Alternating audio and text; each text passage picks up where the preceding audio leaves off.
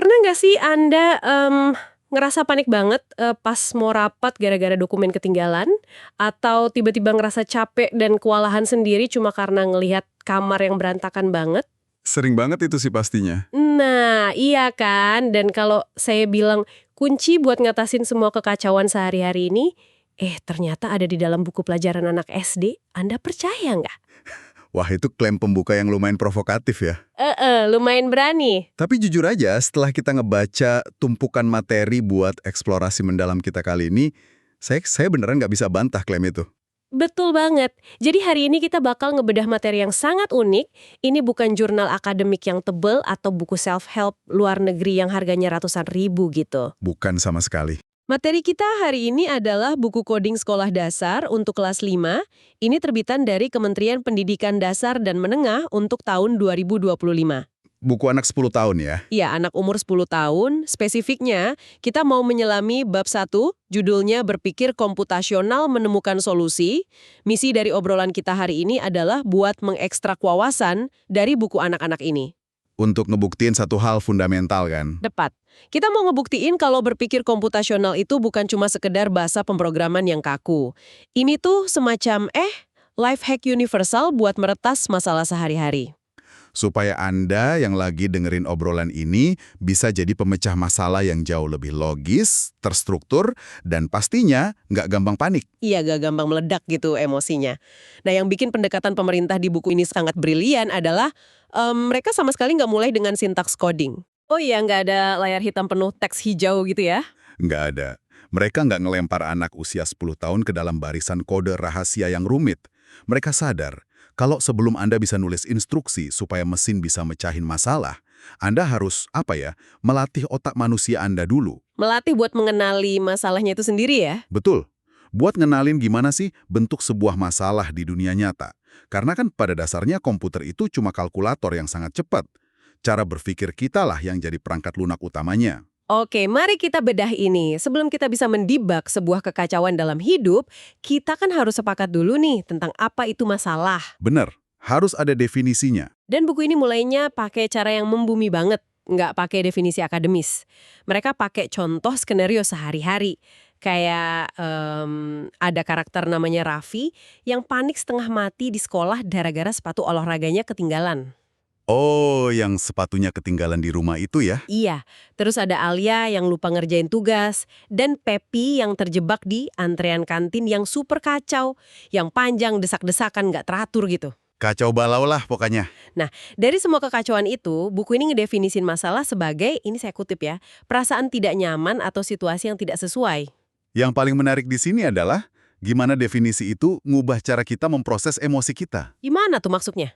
Gini, waktu manusia ngadepin situasi kayak antrean kantin yang desak-desakan, respons default otak kita kan ngelepasin hormon stres, kortisol. Iya, bawaannya pengen marah aja kan? Betul, kita marah, stres, atau masuk ke mode fight or flight. Tapi, dengan ngedefinisiin itu sebagai sekedar situasi yang tidak sesuai, buku ini tuh ngajarin anak-anak buat ngelihat kepanikan layaknya sebuah sistem yang lagi ngasih pesan error. Oh wow, layaknya kode bug gitu ya? Iya, kayak pop-up error gitu. Berarti ini tuh analoginya persis kayak ada kerikil di dalam sepatu Anda. Langkah pertama dari berpikir komputasional itu bukan langsung marah-marah dan ngelempar sepatu itu. Jelas bukan. Tapi lebih ke mengidentifikasi dan ngakuin kalau rasa sakit itu asalnya dari sebuah kerikil yang salah tempat. Rasa nggak nyaman itu cuma alarm sistem yang bunyi. Tepat banget. Layaknya aplikasi yang tiba-tiba crash di ponsel Anda. Aplikasi itu kan nggak lagi ngerasa sial atau lagi sedih. Dia cuma mencatat kalau ada satu kondisi teknis yang tak terpenuhi. Karakter Arif. Oh, yang mainan mobil balap birunya itu. Betul. Jadi dia lagi pegang mobil balap mainan warna biru, tapi mobilnya nggak mau jalan. Reaksi insting seorang anak atau bahkan kita yang orang dewasa, kalau lagi frustrasi kan biasanya ngebanting mainan itu ya. Ya, atau langsung nyalahin baterainya, atau nangis mikir mainannya udah rusak total dan nggak bisa diselamatin. Tapi Arif di buku ini nggak gitu. Dia malah ambil obeng, terus dia bongkar sasis mainannya pelan-pelan. Dia masuk ke mode diagnostik. Dia nyari tahu letak ketidaksesuaiannya di mana. Iya, dan ternyata mobilnya nggak rusak fatal. Cuma ada satu baut kecil di bagian roda yang belum terpasang. Ini buat anak SD adalah lompatan kognitif yang besar banget sih menurut saya. Sangat besar. Mengenali bagian mana yang sebenarnya rusak atau salah, itu kan syarat mutlak sebelum kita bisa nyari solusinya. Jadi langkah pertama berpikir komputasional itu, nolak respon emosional dan mulai bertindak kayak pengamat sistem. Kita nggak mendibak perasaannya, kita nyari baut yang hilang itu. Bener, kita cari bautnya. Nah, ini ngebawa kita ke transisi yang krusial nih. Setelah Anda sadar ada kerikil di dalam sepatu, insting berikutnya biasanya apa coba? Nyari kambing hitam pastinya, nyalahin orang lain. Nah, betul. Tapi disinilah buku ini ngajak pembacanya naik kelas, jadi istilah mereka nih detektif masalah. Mereka nggak cuma nyari satu penyebab, tapi membedah kemungkinan penyebab ganda. Ini masuk ke fondasi logika percabangan, kalau di dunia pemrograman kita kenalnya logika kondisional if-else itu. Oh, yang satu gejala bisa gara-gara fungsi yang beda-beda ya? Tepat. Tepat sekali lihat, latihan aktivitasnya yang ada di buku. Anak-anak diminta nyocokin fenomena sama penyebabnya. Kalau kehujanan, karena nggak bawa payung. Kalau buku ketinggalan, karena nggak ngecek jadwal pelajaran. Nah, terus masuk ke tahap analisis yang lebih rumit. Kasus kamar berantakan. Buku ini secara spesifik ngasih dua kemungkinan penyebab yang beda banget. Opsi A, kamar berantakan karena Anda nggak punya kebiasaan langsung ngerapiin. Atau opsi B, karena kapasitas lemari Anda memang udah penuh jadi barangnya numpuk di lantai. Terus ada contoh kemacetan juga. Opsi A, macet karena memang lagi jam berangkat kerja barengan. Opsi B, macet karena ada jalan rusak atau kecelakaan di depan. Perbedaan penyebab ini kan ngaruh banget ke solusinya ya. Ngaruh banget. Mengenali kalau kemacetan punya dua penyebab yang beda, ini melatih pikiran Anda untuk sadar kalau solusinya juga harus beda. Kalau karena jam sibuk, Anda bangun lebih pagi. Kalau karena kecelakaan, bangun lebih pagi pun percuma. Iya dong, jalannya tetap ketutup kan. Makanya solusinya beda. Anda harus cari rute alternatif. Anda mengubah variabel rutenya. Disinilah kecerdasan komputasionalnya. Kita disuruh berhenti pakai satu solusi pukul rata buat masalah yang kelihatannya mirip. Tunggu dulu nih, saya mau ngasih sedikit perlawanan di sini. Gimana? Anda yang lagi dengerin mungkin juga mikir hal yang sama nih. Kalau soal kamar berantakan saya paham lah ada logika sebab akibat di sana. Tapi contoh kayak kejebak macet atau tiba-tiba kehujanan di jalan. Kejadian alam ya? Iya kan, bukannya sebagian besar dari itu murni karena nasib sial aja. Masa kita bener-bener diharapkan bisa mendibak kejadian acak di dunia nyata layaknya program komputer?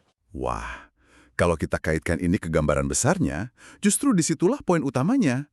Ilmu komputer itu nggak kenal sama konsep nasib sial. Nggak ada nasib sial. Nggak ada. Nasib sial itu cuma label yang kita tempel ke variabel yang belum kita pahami, atau variabel yang kita malas buat kelola. Berarti kita nggak boleh nyerah sama nasib nih. Betul, kita kan nggak bisa memprogram cuaca biar nggak hujan. Tapi, berada di tengah jalan dalam kondisi basah kuyup, nah, itu adalah kegagalan sistemnya. Dan nggak bawa jas hujan di musim hujan adalah variabel yang gagal kita antisipasi. Masa sih mikirnya sampai sejauh itu? Buku ini ngelatih pembaca buat berhenti meromantisasi kegagalan sebagai kesialan aja. Pas Anda berhenti bilang, "Yah, emang lagi sial," Anda tuh ngambil alih kendali lagi. Anda ngelihat masalah sebagai sistem sebab akibat. Wah, sudut pandang yang sangat memberdayakan ya. Kita menolak jadi korban keadaan dan berubah jadi detektif. Betul sekali. Tapi, ini memunculkan kerumitan baru sih. Kalau satu masalah punya banyak kemungkinan penyebab, dan penyebab itu punya penyebab lain lagi, gimana cara kita nemuin akar utamanya? Nah, untuk mengurai kekusutan itu, buku ini memperkenalkan sebuah kerangka kerja yang biasanya cuma diajarin di pelatihan manajemen atau kepemimpinan korporat. Nah, disinilah bagian yang benar-benar menarik. Ini tuh semacam senjata rahasianya bab 1 ini. Mereka nyebutnya metode rantai 5 mengapa. Di dunia profesional, kita kenalnya Five Whys Analysis, yang dipelopori sama Toyota itu. Iya betul, bayangin aja konsep Toyota masuk ke logika anak SD. Gila kan? Mari kita praktekin ini biar Anda yang lagi dengerin kebayang cara kerjanya. Coba Anda berperan jadi pengurai masalahnya ya. Boleh, mari kita coba. Kita bedah kasus kamar yang selalu berantakan tadi. Kira-kira apa sih jawaban pertama dari orang dewasa rata-rata kalau ditanya mengapa kamarnya berantakan? Insting pertama sih pasti nyalahin karakter ya, kayak karena saya pemalas, atau karena saya lagi sibuk banget nggak ada waktu. Betul, tapi buku ini mengarahkan ke tindakan yang lebih spesifik. Mengapa pertama, mengapa saya tidak merapikan kamar? Jawabannya, karena saya buru-buru pergi. Orang biasa kan bakal berhenti mendibak di titik ini ya. Iya, udah ngerasa nemu alasannya. Tapi metode ini maksa pertanyaan itu diulang, looping terus. Mengapa kedua? Mengapa saya buru-buru pergi? Pasti ada hubungannya sama persiapan nih. Mungkin karena bangun kesiangan. Hampir. Jawabannya karena saya tidak punya jadwal harian yang teratur. Lanjut ke mengapa ketiga, mengapa saya tidak punya jadwal harian? Karena belum pernah buat daftar kegiatan kali ya. Tepat. Jawabannya karena saya belum pernah membuatnya. Terus lanjut, mengapa keempat? Mengapa saya belum pernah bikin jadwal harian? Nah, ini mulai masuk ke kelemahan strukturalnya nih. Sangat terlihat.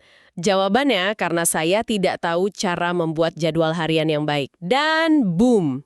Melalui pengulangan logika sederhana ini, kita dapat kesimpulan yang revolusioner banget. Kalau ternyata kamar berantakan itu cuma gejala visual doang kan? Iya, itu cuma pesan error di layar. Masalah utamanya itu bukan soal nyapu atau ngepel, melainkan kurangnya keterampilan manajemen waktu. Dan solusinya cuma satu, bikin lembar jadwal harian. Kesimpulan yang luar biasa tajam dari sebuah buku anak-anak. Saya tuh sering mikirin analogi buat metode ini. Ini tuh nggak kayak sekedar ngupas bawang bombay yang sering dibilang orang. Ini lebih mirip, Mirip apa tuh? persis kayak pas listrik di rumah Anda tiba-tiba padam setotal. Gejalanya rumah gelap gulita. Insting reaktif kita kan pasti panik, lari-lari nyari senter dan lilin. Kita nyoba ngatasin kegelapannya. Ngobatin gejalanya aja gitu ya. Nah, betul. Tapi kalau pakai pendekatan komputasional kan beda. Anda jalan ke panel listrik, Anda lihat saklar mana yang turun. Terus Anda urut kabelnya sampai ujung. Ya, dan ternyata penyebabnya cuma satu pemanggang roti tua yang konslet di dapur. Anda kan nggak mendibak kegelapan rumah itu, Anda tinggal cabut colokan pemanggang rotinya. Di kasus anak tadi dia mendibak kekacauan kamarnya cuma dengan belajar bikin jadwal harian. Betul banget, cuma butuh selembar jadwal. Ini memunculkan pertanyaan penting buat kita semua yang dengerin ini. Berapa banyak sih dari kita yang gagal secara konsisten tiap hari karena kita cuma berhenti di kata mengapa yang pertama? Terlalu sering sih. Kita merasa udah selesai padahal cuma nyalain lilin doang. Bener. Dan ada alasan psikologis loh kenapa orang dewasa sering berhenti di tingkat pertama. Menggali sampai ke mengapa yang kelima itu sangat nggak nyaman. Karena butuh mikir keras ya. Iya, beban kognitifnya berat dan sering melukai ego kita. Di tingkat pertama kan enak, Anda bisa nyalahin keadaan. Laporan telat karena kliennya lelet. Tapi di tingkat kelima, Anda seringkali nemuin kalau Anda sendirilah pemanggang roti tua yang bikin konslet itu. Wah, itu menohok banget sih. Berarti kita sering berhenti menggali akar masalah karena kita takut nemuin kalau kitalah masalah utamanya ya. Tepat sekali. Coba bayangin, angka penjualan perusahaan turun. Bos nanya, mengapa? Jawabannya, karena tim sales kurang semangat. Terus solusinya apa coba biasanya? Bikin acara team building akhir pekan. Makan-makan. Nah, itu. Itu cuma solusi sekelas Center dan Lilin. Mereka nggak mau nanya lagi, mengapa timnya kurang semangat? Mengapa targetnya kerasa nggak masuk akal? Kerangka rantai 5 mengapa ini maksa Anda buat berhenti nempelin plester luka di atas tulang yang patah. Berhenti ngasih solusi kosmetik ya? Betul. Anda didorong buat nyari solusi arsitektural, melacak file yang korup, sampai ke baris kode aslinya. Jadi, apa inti dari semua ini? Buat Anda yang lagi dengerin, entah Anda lagi nyiapin presentasi besar, atau sekedar pengen hidup lebih teratur, berpikir komputasional ini alat yang ampuh banget. Sangat aplikatif buat apa aja. Buku ini nyadarin kita kalau fondasi teknologi itu bukan cuma sintaks, tapi logikan manusia. Mengakui masalah tanpa ego, terus jalanin looping pertanyaan mengapa, sampai nemu kabel yang putus. Kalau anak kelas 5 SD aja bisa dilatih buat logis dan nggak panik pas bukunya ketinggalan, masa kita nggak bisa? Setuju. Dan kalau boleh, saya tambahin satu renungan terakhir yang mungkin bakal menghantui pikiran Anda setelah obrolan ini. Apa tuh? Judul buku ini kan Coding dan Kecerdasan Artifisial. Di dalamnya ada karakter robot namanya Koka yang belajar bareng anak-anak ini. Secara naratif, anak-anak ini tuh nggak cuma belajar mecahin masalah mereka sendiri. Oh, mereka lagi ngajarin kecerdasan artifisial. Persis. Mereka diajarin gimana menerjemahkan logika manusia ke bahasa yang dipahami AI. Bayangin generasi usia 10 tahun ini dilatih secara massal buat ngelihat dunia sebagai struktur algoritmik. Kebayang sih, 15 tahun lagi mereka yang bakal masuk ke dunia kerja dan pemerintahan kan? Betul. Dan kalau mereka dilatih presisi gitu, mereka nggak bakal mentolerir sistem masyarakat yang penuh bug kayak sekarang. Mengapa kita kerja 5 hari seminggu? Mengapa birokrasi butuh 8 stempel? Mereka bakal menggunakan rantai 5 mengapa buat mempertanyakan semua hal yang kita anggap normal ya. Mereka bakal ngerombak arsitekturnya. Itulah yang sebenarnya lagi dibangun sama buku pelajaran tipis ini. Sesuatu yang patut banget kita renungkan. Wah, sebuah generasi yang akan mendibak realitas kita ya. Dan semuanya mulai dari nyadar kalau rasa nggak nyaman itu cuma sinyal buat cari solusi, bukan kutukan nasib sial. Terima kasih udah gabung di eksplorasi mendalam kita kali ini. Teruslah nanya mengapa sampai ke akarnya, dan sampai jumpa lagi.